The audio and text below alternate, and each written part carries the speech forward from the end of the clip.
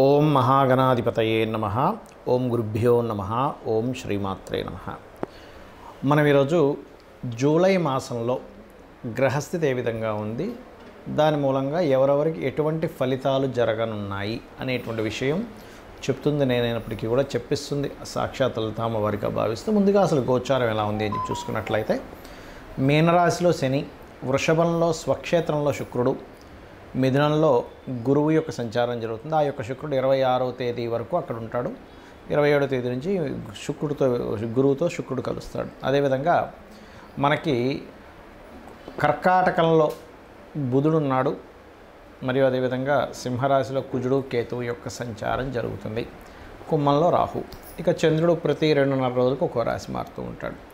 అయితే ఈ యొక్క విషయాల వల్ల, అంటే ఈ గ్రహస్థితి వలన ఎటువంటి స్థితిగతులు ఉంటాయి, అలాగే ఏ పరిహార మార్గం చేసుకోవడం ద్వారా దాని నుంచి బయటపడతాం అనేటువంటి విషయాలు మనం ఒక్కొక్క లగ్నరీత్యా తెలుసుకుందాం. లగ్నం తెలియని వారు రాశి నుంచి చూసుకోండి. మకర లగ్నము, మకర రాశి. మకరం వారికి కనుక చూసుకున్నట్లయితే 3వ స్థానంలో శని సంచారం అనేటువంటిది చాలా మటుకు మీరు ఉన్న ప్రదేశం నుంచి మారడం మూలంగా ఖచ్చితమైనటువంటి ఫలితాలు వస్తాయి. అష్టమ స్థానంలో కుజుడు కేతువు కలిసి ఉన్నందుకు మీరు ఏదైనా ప్రాపర్టీ తీసుకున్నా, తాతగారి ఆస్తికి సంబంధించిన విషయంలోని చాలా జాగ్రత్తగా ఉండాలి. మరియు మరొక విషయం ఏంటంటే, కొంతమంది చూడండి ఏదైనా రీసెర్చెస్ చేస్తూ ఉంటారు ల్యాబ్స్లో, అటువంటి విషయాల్లో చాలా జాగ్రత్తగా ఉండాలి. ఇది ప్రధానంగా తీసుకోవాల్సిన అంశం. కొన్ని కోర్సెస్ తీసుకునే విషయంలో, అందులో ముఖ్యంగా గవర్నమెంట్ కోర్సెస్లో జాయిన్ అయ్యేటువంటి వారు అది మీకు సూట్ అవుతుందా కాదా, చేయలేరు అనేటువంటిది ఏది లేదు. ఎవరైనా ఏదైనా చేయగలరు. ఫస్ట్ మీకు అది సూట్ అవుతుందా లేదా, సెట్ అవుతుందా లేదా, అనవసరంగా డబ్బులు పెడుతున్నామా అనేటువంటిది government courses, IAS IPS courses చేసేవారు కొంత జాగ్రత్తగా ఉండాలి. అలాగే మరొక విషయం ఏంటంటే, ఇక్కడ గమనించుకున్నట్లయితే సంతానం కోసం ప్రయత్నం చేసేటువంటి వారికి చాలా అనుకూలంగా ఉంది. రెండవ సంతానం కోసం ప్రయత్నం చేసేటువంటి వారికి సంతాన ప్రయత్నము, ఎందుకంటే పంచమ స్థానంలో శుక్రుడు ఉన్నాడు. కాకపోతే ఇక్కడ ధనస్థానాన్ని గురువు వీక్షిస్తున్నందుకు కొంతవరకు ఫైనాన్షియల్ గ్రోత్ అనేటువంటిది ఉంటుంది. కాస్త వాహనాల మీద వెళ్ళేటప్పుడు స్పీడ్గా వెళ్ళకండి. కాస్త మనం ఇంట్లో ఏదైనా పవర్ రిలేటెడ్ సంబంధించిన ఏవైనా రిపేర్స్ ఇట్లాంటివి చేసుకునేటప్పుడు కూడా 4వ అధిపతి అంటే గృహానికి కారకుడైనటువంటి కుజుడు అష్టమ స్థానంలో అగ్నితత్వ రాశుల్లో ఉన్నందుకు కొన్ని అగ్ని సంబంధించినవి, కొంతమంది ఇళ్లలో మనకి చూడండి ఈ స్టవ్ దగ్గర ఏదైనా స్త్రీలు ముఖ్యంగా ఏదైనా వంటలది వండేటప్పుడు కూడా కొన్ని వేరే ధ్యాసలో ఉన్నప్పుడు కొన్ని జరుగుతూ ఉంటాయి, కాలిపోవడం లాంటివి. ఇట్లాంటివి కొన్ని జాగ్రత్తలు, చేయి కాలడం ఇట్లాంటివి చిన్నవి, ఆ విషయంలో జాగ్రత్తగా ఉండండి. కొన్ని కట్ చేసేటప్పుడు ఇలాంటి విషయాల్లో కూడా, ఎందుకంటే కుజుడు కేతువు కదా, కేతువు ఏంటంటే షార్ప్ నైఫ్స్, కొన్ని రెప్టైల్స్తోని, లేనట్లయితే కొన్ని ఊర్లలో ఉండేటువంటి వారి సర్పాలతోని, లేకపోతే ఈ జర్రెలు, తేళ్ళు, వీటితో కూడా కొంత ఇబ్బంది ఉంటుంది ఆల్ ఆఫ్ సడన్గా. ముఖ్యంగా మకరం వారికి ఈ విషయంలో జాగ్రత్తగా ఉండాలి. ఇక ఉద్యోగ అవకాశాలు ఖచ్చితంగా వచ్చి తీరుతాయి, అందులో ఎటువంటి సందేహం లేదు. గుర్తుపెట్టుకోండి, ఖచ్చితంగా ఉద్యోగ అవకాశాల విషయంలో, అంటే ఉన్న ప్రదేశం కాకుండా ఇతర ప్రదేశాలకు వెళ్ళడం ద్వారా కూడా కొన్ని కొత్త ఉద్యోగ అవకాశాలు వస్తాయి. అది బలంగా చూపిస్తుంది జన్మజాతకంలో. ఎందుకంటే ఇక్కడ ఉన్న ప్రదేశంలో రావు ఎక్కడ కూడా, బికాజ్ ఆఫ్ ఈ పంచమాధిపతి దశమాధిపతి అయినటువంటి శుక్రుడు పంచమంలో ఉన్నాడు. అది కాకుండా గురువు 6లో ఉండి 2ని చూస్తున్నందుకు 6 అంటే ఎక్కడో ఉండడం, తద్వారా ధనం రావడం, లేదా వేరే ఎక్కడో ఉండేటువంటి కంపెనీస్తో మీరు జాబ్ చేయడం, ఇట్లాంటి వాటి వల్ల ధనయోగం అనేటువంటిది ఉంది. మీరు ఎక్కువగా లలితా అమ్మవారి యొక్క ఆరాధన చేస్తూ ఉండండి. మరియు ఓం అష్టమీ చంద్ర విభ్రాజ అలిక స్థల శోభితాయే నమః అనే నామస్మరణ చేయండి. అన్ని విధాలా మీకు బాగుంటుంది. నన్ను చాలామంది అడుగుతున్నటువంటి కొన్ని ప్రశ్నలకి ఇప్పుడు ఈ వీడియోలో నేను మీకు చెప్తాను. చాలామంది ఏంటంటే నన్ను అడుగుతున్నటువంటిది, అసలు ఒక జన్మజాతకం తీసుకున్నప్పుడు అందులో అస్సలు మహాదశ కానివ్వండి, యోగాలు కానివ్వండి సరిగ్గా లేక చాలా దారుణమైనటువంటి స్థితిలో ఉన్నప్పుడు కూడా మనం బయటపడవచ్చా అన్నది చాలామంది అడిగారు. నేను ఒకటే గుర్తుపెట్టుకోండి, మొట్టమొదటిగా మనం అర్థం చేసుకోవాల్సింది ఏంటంటే, గ్రహాలు మిమ్మల్ని దారుణమైన స్థితిలోకి తీసుకెళ్ళట్లే. మీ యొక్క పూర్వజన్మ కర్మే మిమ్మల్ని ఈ దారుణమైన స్థితిలోకి తీసుకొచ్చింది. అది బ్యాడ్ కర్మ అయితేనేమో ఒక రకంగా ఫైనాన్షియల్గా, హెల్త్ పరంగా, అపకీర్తి పరంగా అన్ని విధాలా ఇబ్బంది పడతాం.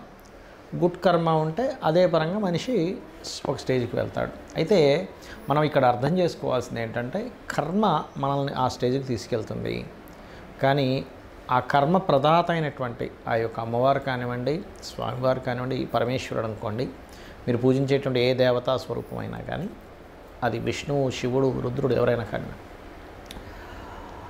వాళ్ళ చేతిలో, వాళ్ళ యొక్క కనుసైకల్లో ఈ విశ్వం మొత్తం తిరుగుతూ ఉంటుంది. గుర్తుపెట్టుకోండి. అయితే మీరు ఎటువంటి గ్రహస్థితిలో జన్మించినా ఒకటి నిత్యము గనక దేవతారాధన చేయడము, జస్ట్ మీకు ఏ మహాదశ ఏ అంతర్దశ నడుస్తుందో దానికి సంబంధించిన దానం కనుక ఇవ్వగలిగితే ఇంకొకటి ఇంకేం పెట్టుకోకండి, నేను భగవంతుడిని పట్టుకున్నాను, నాకు ఖచ్చితంగా మంచి జరుగుతుంది అనేటువంటి భావనలో ఉంటే 100% సెట్ అవుతుంది. ఇక రెండవ ప్రశ్న ఏంటంటే, కొంతమంది ఈ మధ్య నన్ను అడిగారు, ఏమండి ఇప్పుడు ఇవాళ రేపు ఎక్కువ సిజరన్స్ అవుతున్నాయి కదా, సిజరన్లో పుట్టినటువంటి వ్యక్తికి కూడా గ్రహాల యొక్క ప్రభావం పడుతుందా అని. ఒకటే గుర్తుపెట్టుకోండి, మనకి పూర్వజన్మ కర్మ వల్ల గ్రహ ప్రభావం అనేది మన మీద ఉంటుంది. ఇప్పుడు సిజరన్లో పుట్టినంత మాత్రం ఆ వ్యక్తి జ్వరం లేకుండా లేదు, ఆ వ్యక్తికి అంటే సి సెక్షన్ చేసి బయటికి తీస్తారు న్యాచురల్గా కాకుండా, అదేవిధంగా ఆ వ్యక్తికి ఏ ఇబ్బందులు రాకుండా ఉండట్లేదు. ఎందుకంటే మంచి కర్మ లేదా మనం ఒక బ్యాడ్ కర్మ చేసామా మంచి కర్మలు చేసుకున్నామా అనేది పూర్వజన్మ దీన్ని బట్టి ఉంటుంది. అయితే ఇక్కడ మరొక క్వశ్చన్ దీనికి అనుసంధానంగా ఏమడుగుతున్నారంటే, ఇప్పుడు మనం పెట్టినటువంటి ఒక ముహూర్తంలో పెట్టుకుంటాం అంటే చాలామంది అడుగుతుంటారు, ఏమండి ఇలాగా న్యాచురల్ డెలివరీ అవ్వదు, సో మీరు ఎవరినైనా పురోహితుల్ని లేకపోతే ఆస్ట్రాలజర్ని కనుక్కొని పలానా 1 వీక్లో మీరు ఒక మంచి రోజు చూసుకొని చేసుకోండి పలానా టైం అని చెప్తూ ఉన్నప్పుడు, ఆస్ట్రాలజర్ని సర్వసాధారణంగా తల్లిదండ్రులు వాళ్ళు పడ్డ కష్టాలు కాకుండా వాళ్ళ పిల్లలైనా బాగుండాలనేటువంటి ఒక మంచి ఆలోచనతో వస్తారు. తద్వారా పలానా రోజు చేసుకోండి బాగుందని చెప్పడం జరుగుతుంది. అయితే ఇక్కడ ఏంటంటే క్వశ్చన్ ఏంటంటే, చాలామంది మరి అలాగ మనం ముహూర్తం పెట్టినప్పుడు ఆ వ్యక్తికి అన్ని కర్మలు పోతాయా ఒక మంచి ముహూర్తంలో పుట్టినప్పుడు అంటే, ఒకటే చెప్తాను నేను మీకు, మనం పెట్టడం కాదు అసలు అక్కడ ముహూర్తం.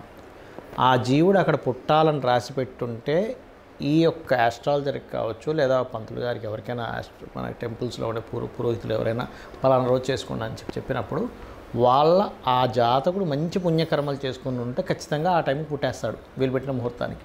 లేదనుకోండి, నేను చాలా కేసెస్ చూసింది ఏంటంటే, మంచి ముహూర్తం పెట్టినా కూడా జీవుడికి ఆ టైంలో పుట్టే యోగం లేదు. అంటే ఆ జీవుడు పలానా కర్మలు అనుభవించడానికి ఒక పర్పస్ కోసం పుడతారు. ప్రతి ఒక్కరు కూడా ఖచ్చితమైన ఒక పర్పస్ ఉంటుంది. ప్రతి జీవి ఒక పర్పస్ కోసం పుడుతుంది. ఆ పర్పస్ కోసం పుట్టేటప్పుడు ఏ సమయంలో పుట్టాలో ముందే డిసైడ్ అయి ఉంటుంది. మనము పలానా ఉదాహరణకి ఇప్పుడు ఇది జూన్ మాసం నడుస్తుంది అనుకుందాం, జూలై 10వ తేదీయో పెట్టాం, కానీ వాళ్ళు జూలై 9వ తేదీ తల్లికి కాస్త పెయిన్స్ స్టార్ట్ అయిపోయి ఇమీడియట్లీ హాస్పిటల్లో తీసుకెళ్ళి జాయిన్ చేసేసి డెలివరీ చేసేస్తారు, ఆపరేషన్ చేసేస్తారు. ఎందుకంటే పెయిన్స్తో ఉన్నప్పుడు 10వ తేదీ దాకా ఆగరగా 9వ తేదీ వస్తే ఆ రకంగా జరుగుతుంది, గుర్తుపెట్టుకోండి. కానీ సర్జరీ చేసినప్పుడు పుట్టిన అంటే సి సెక్షన్లో పుట్టిన న్యాచురల్గా డెలివరీ అయినా ముందే ఫిక్స్డ్. కాకపోతే ఏంటంటే కొంచెం వీళ్ళు చేసుకున్న పుణ్యం ఉంటుంది, తల్లిదండ్రులు చేసుకున్న పుణ్యకర్మలు ఏవైనా ఉంటాయి, అవి కొంతవరకు వీళ్ళని సరైన సమయంలో పుట్టేలాగా కూడా తోడ్పడుతుంది. అయితే ఇక్కడ చాలామంది ఏంటంటే భయపడుతున్న అంశాలు ఏలినాడు శని, కాలసర్ప యోగం, ఇది చాలా పెద్ద ఎఫెక్ట్ ఇస్తుంది అనేటువంటిది ఒక మిత్తులో ఉంటున్నారు. ఒకటి గుర్తుపెట్టుకోండి, నేను చాలా వీడియోలు చెప్పాను, మళ్ళీ చెప్తున్నా, 180 మంది ప్రెసిడెంట్ల జాతకాలు నెట్లో నేను సెర్చ్ చేసి చూశాను. అందులో 90% ఆఫ్ ఈ యొక్క ప్రెసిడెంట్లకి కాలసర్ప యోగం ఉంది.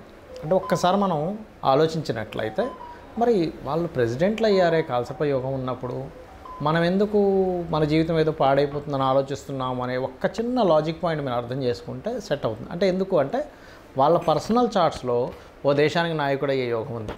కొంతమందికి కాలసర్ప యోగం ఉన్నప్పుడు మంచి డాక్టర్స్ అయ్యారు, మంచి లాయర్లు అయ్యారు, ఐఏఎస్లు ఐపీఎస్లు కూడా ఉన్నారండి. ఇంకా చెప్పాలంటే అంటే ఏమిటి అంటే వాళ్ళ కాలసర్ప యోగం కేవలం మనకు శాస్త్రంలో చెప్పింది ఏమిటి అంటే, మీకు చాలా స్పష్టంగా నేను చెప్పబోయేది ఒకటే, కేవలం ఇది దేశకాల పరిస్థితులకు మాత్రమే కాలసర్ప యోగాన్ని చూడాలి, జన్మజాతకానికి అసలు అప్లై చేయకూడదు.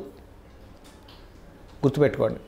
ఏమండి లేదండి నాకు దానివల్ల అవుతుంది, అదంతా మీ మిత్తం చెప్తాను నేను. ఖచ్చితంగా మీ యొక్క నెగటివ్ థింకింగ్ వల్ల అలా అనిపిస్తుంది, దీనివల్లే అవుతుందేమో అని. కానీ వేరే కారణాలు ఉంటాయి. సంపాదించలేకపోతున్నాము, సెకండ్ లార్డ్ ఎక్కడో ఇబ్బంది పడి ఉంటాడు, ఉద్యోగం రావట్లేదండి కాలసర్ప యోగం వల్ల. మీ 10th లార్డ్ చూడండి ఫస్ట్, మీ 10వ అధిపతి ఏమిటి, ఎలా ఉంటుందంటే అన్నిటికీ కూడా తలనొప్పి వచ్చిన కాళ్ళకి ఆయిల్ రాసుకున్నట్టుగా ఉంటుంది పరిస్థితి. కాబట్టి అలా కాదు. 10వ అధిపతి ఏమిటి, వివాహం అవ్వట్లేదు కాలసర్ప యోగం అనుకుంటారు, కాదు. మీ 7వ అధిపతి ఎలా ఉన్నాడు, వివాహ జీవితంలో గొడవలు అయిపోతున్నాయి, విడాకులు అయిపోతున్నాయి, 12వ అధిపతి ఎలా ఉన్నాడో చూడండి. ఆరోగ్యం బాగాలేదు, 4, 5, 6 అధిపతులు ఎలా ఉన్నారో చూడాలి. ఇలా ఒక్కొక్క దానికి పర్టికులర్గా శాస్త్రంలో కొన్ని ఫార్ములాస్, కొన్ని భావాలు చెప్పబడింది. అలాగే ఏలినాడు శని విషయంలో కూడా మీరు గుర్తుపెట్టుకోండి, ఎప్పుడు కూడా శని అనగానే వెంటనే మనం నెగిటివ్కి వెళ్ళిపోయి నాకేం కలిసి రాదు, నేను ఏం చేసినా కలిసి రాదు, అది కాదు. కర్మకారకుడు, కర్మప్రదాత, ఆయనకి ఒక పోర్ట్ఫోలియో ఇవ్వడం జరిగింది. మీ మంచి చెడు కూడా ఆయన ఇస్తాడు. కాబట్టి ఏమిటి, ఎల్నాడు శనులు అర్ధాష్టమశనులు అష్టమశనులు నడిచేటప్పుడు ఎక్కువ నిద్రపోవడం చేయకూడదు, యాక్టివ్గా ఉండాలి, ఎక్సర్సైజ్ చేస్తుండాలి, ఎప్పుడు ఏదో పనిలో ఉంటుండాలి, శ్రమిస్తుండాలి. శ్రమకారకుడు కాబట్టి మనకి ఇబ్బంది కలగకుండా ఉంటుంది. దాంతోపాటు మీకు దగ్గరలో ఏదైనా ఆలయం ఉన్నట్లయితే ప్రత్యేకంగా స్కందుడి ఆలయము లేదా గణపతి ఆలయము లేదా అమ్మవారి ఆలయం, ముఖ్యంగా హనుమాన్ ఆలయం కనుక మీరు రెగ్యులర్గా వెళ్తున్నట్లయితే ఎల్నాడు శని ప్రభావం కంప్లీట్గా పాజిటివ్గా పనిచేస్తుంది మీకు.